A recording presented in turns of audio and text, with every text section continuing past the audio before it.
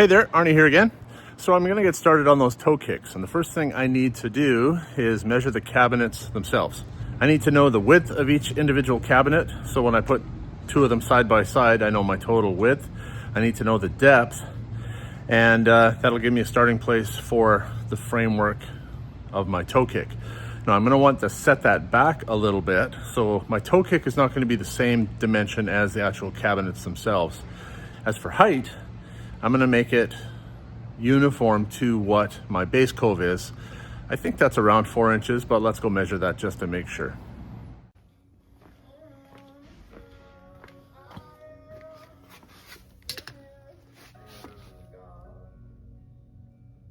And actually, if I wanted to be consistent with my setback, I can see by looking at this cabinet that I am 3 inches back.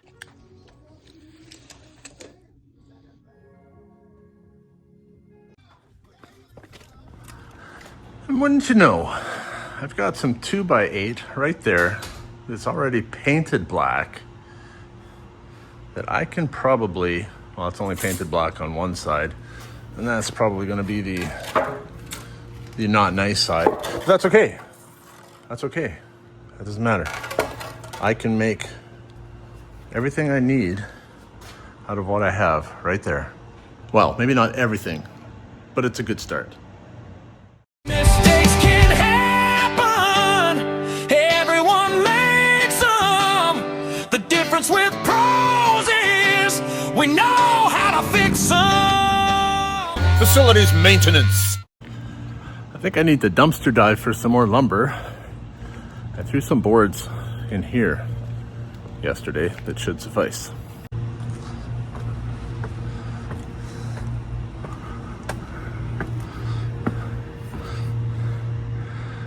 As long as one of them is close enough to the top. Shoot. Stuff's buried already.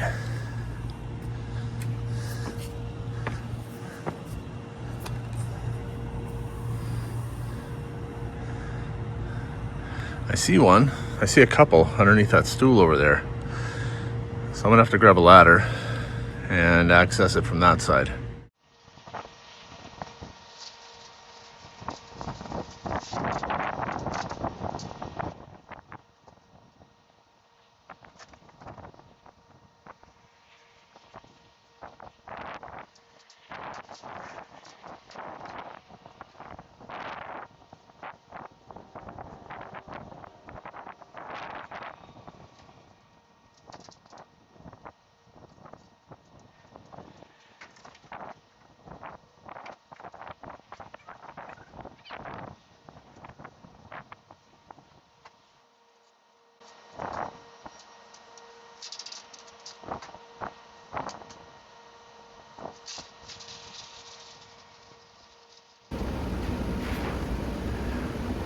Well, it was a lot of effort for 2 small boards, but I've decided that I don't necessarily need to put base cove on this toe kick, so it doesn't have to be 4 inches high. It can be 3.5 inches, which is what a 2x4 is, and I'll just paint it black because it's going to disappear under there anyway. It's set 3 inches back. Yeah, that's what I'll do.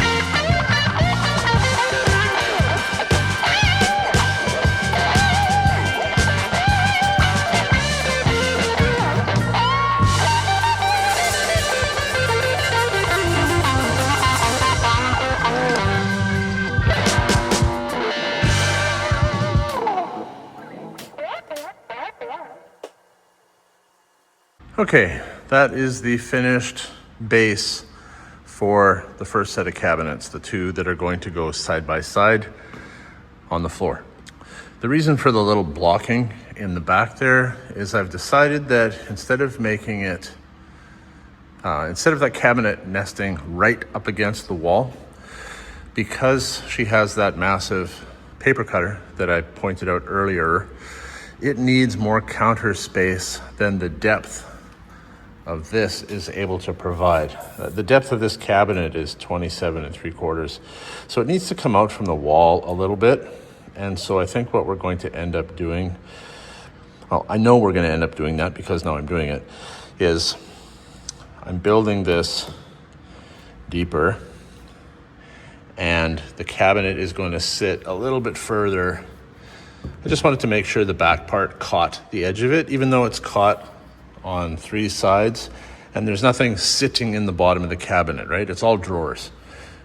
So it wouldn't really matter, but I just put a little extra block there just in case, because I'll have to play with the depth when I position the cabinet on the base to see where we're at in terms of what our finished countertop depth is going to be. And then I have to build another one of these, because beside these two on the ground, she's got 2 that are going to stack beside it. So I need to make one that is a footprint of half of this eventually. As far as how I put the corners together, I mitered these corners here because these are what are going to be visible underneath the edge of the cabinet. So I didn't want you to see ends. And this is going to be against the wall, so this doesn't need to be a mitered corner. It can just be like that. And this little extra blocking, not really necessary, but I had the pieces and it does add strength. So I'm all about more strength rather than less. For now, I'm just going to let this completely set up, let the glue dry. I'm going to go grab a coffee, and when I come back, I might be able to place it. We'll see.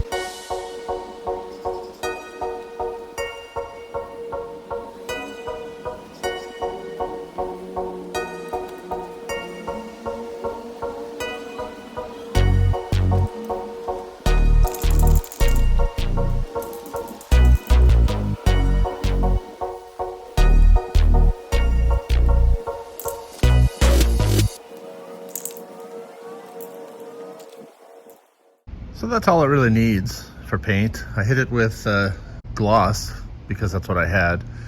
And then I had a little bit of satin left in a can. So I finished it with that just to kind of knock down that glossy finish. But again, this is going to live 3 inches underneath the front of the cabinet itself. So you won't see it, it'll disappear. So spray bombing it was the simplest way to do it.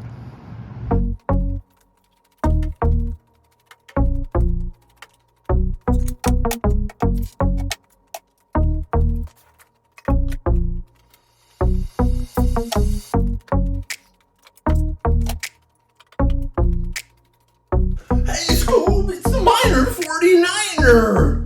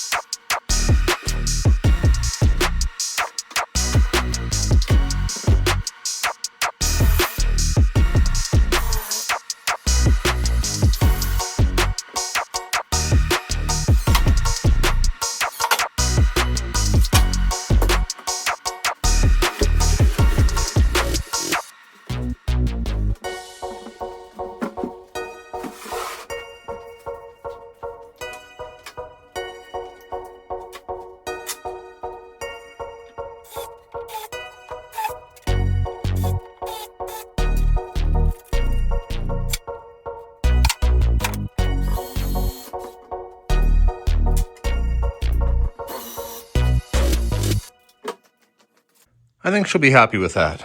I've brought that out enough from the wall so that the countertop, we can extend this back to here. We've got lots of material to work with. And that will allow this quite large, it's 25 inches wide. It's at least that deep, maybe even deeper. That will allow that to fit on there. I just gave it a fine little bump out this way so it would clear the edge of the window because that's the way she had it set up previously. And I have to make one more base for that stack right there for it to go here. Okay, so I'm just thinking out loud. This floor is lifting in a couple little places. It was so warped from not being stored perfectly flat. I found them in the back of a storage closet, basically. Yeah, I'm just happy to be able to match them up. I've got a little bit of glue squeezing out from between the joints. I can clean that up next week with little mineral spirits.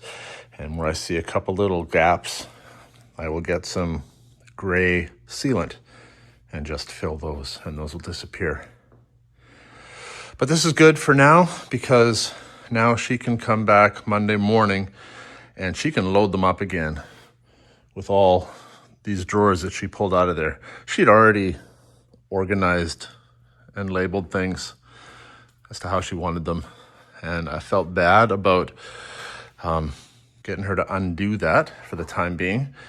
But it was necessary in order to install this correctly. So that is how to make a base for a cabinet. And you'll notice when I put the cabinets on the base, I aligned everything.